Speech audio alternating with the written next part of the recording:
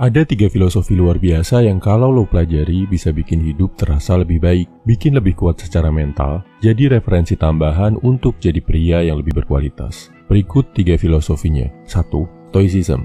Ada juga yang menyebutnya dengan filosofi bodo amat. Popularitas Stoicism naik tinggi sejak pandemi, karena dianggap sebagai salah satu solusi berpikir terbaik di tengah krisis. Ditemukan di zaman Romawi kuno, filosofi ini adalah poin kunci yang dianut banyak pemimpin Romawi dan membawa negara ini menguasai hampir sepertiga dunia.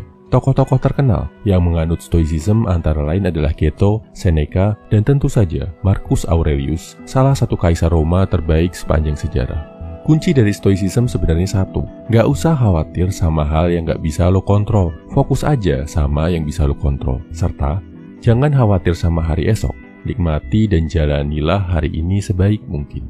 Pola pikir ini ampuh banget mencegah overthinking dan khawatir berlebih, terutama di tengah kondisi krisis atau saat lo tertimpa masalah. Bisa bantu lo untuk fokus mengerjakan apa yang ada di hadapan lo sebaik-baiknya tanpa perlu risau sama masa depan. Nomor 2. Taoism. Filosofi ini berasal dari Cina, diprakarsai oleh Lao Tse.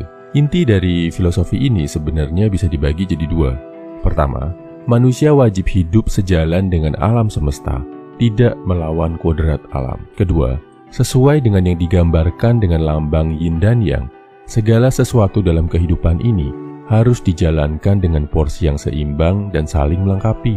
Filosofi Taoism cocok banget untuk membantu lo bisa berpikir damai dalam hidup, mensyukuri apa yang lo punya, dan mencegah rasa sombong. Yang paling penting, menghindari rasa serakah, curang, dan nafsu untuk mengambil hak orang lain. Penerapan filosofi Taoism masih dipegang kuat oleh bangsa Cina sampai sekarang, dan terbukti filosofi ini mampu membawa mereka jadi salah satu bangsa terkuat dalam sejarah umat manusia sampai sekarang. 3. Sufism. Disebut juga tasawuf.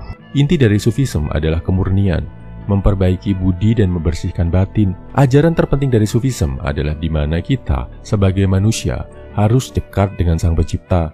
Dan untuk mencapai esensi tertinggi, tingkatan tertinggi dalam hidup manusia, ia harus mengamalkan semua amalan, tidak hanya yang berhubungan dengan ketuhanan, tapi juga yang berhubungan dengan umat manusia dan berbagai aturan hidup. Cocok banget untuk diterapkan dalam membantu lo menemukan sumber kekuatan sejati dalam hidup.